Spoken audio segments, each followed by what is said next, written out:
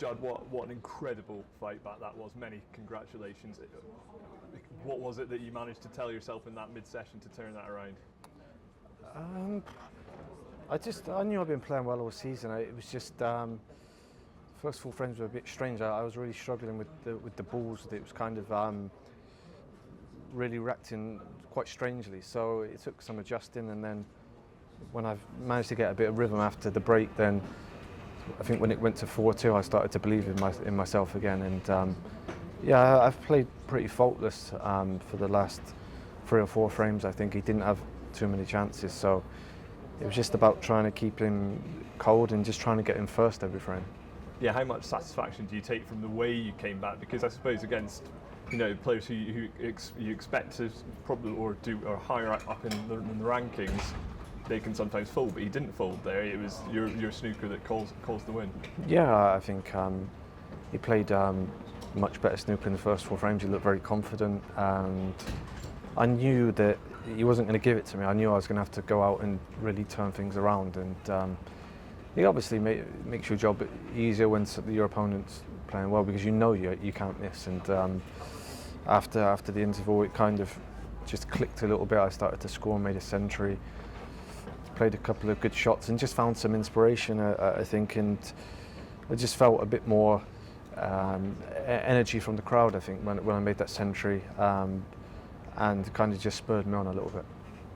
And I know, first and foremost, you want to come back to try and stay in this huge tournament, but how important do you think it is as a top-level sportsman when things look to be going wrong and it looks like you could be kind of going out on your way behind, not to look like you're kind of giving up and fading away, and try and, I suppose you're trying to inspire younger people to try and get in things and show that kind of message of never giving up? I think it's important. Obviously, I also think it helps having my brother here, I think, because I feel a sense of responsibility to try my best for him as well. Sat backstage, I don't want him to be sat there knowing that I'm giving it away. So he's obviously made the effort to come here, and I think that's just a little thing that spurs me on. I think trying to do it for him and know that I'm giving 100%.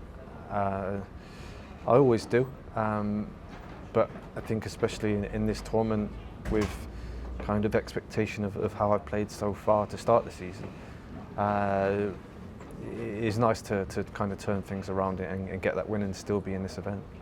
Yeah, it's been an amazing start to the season for you, and that now you're still in, you must feel really inspired for the rest of this event, because it's a huge tournament, isn't it? And it's so early on in the season, it's just a massive event.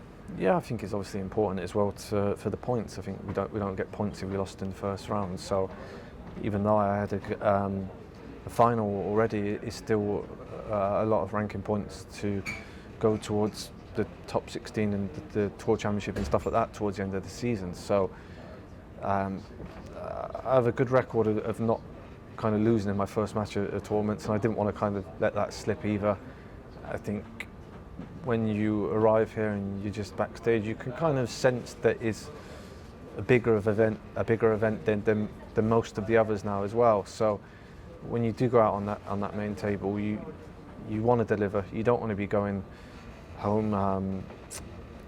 For me, it kind of would have felt similar to how you feel when you're losing the World Championship. It's very, very disappointing. So I'm over the moon to have been able to come back and win.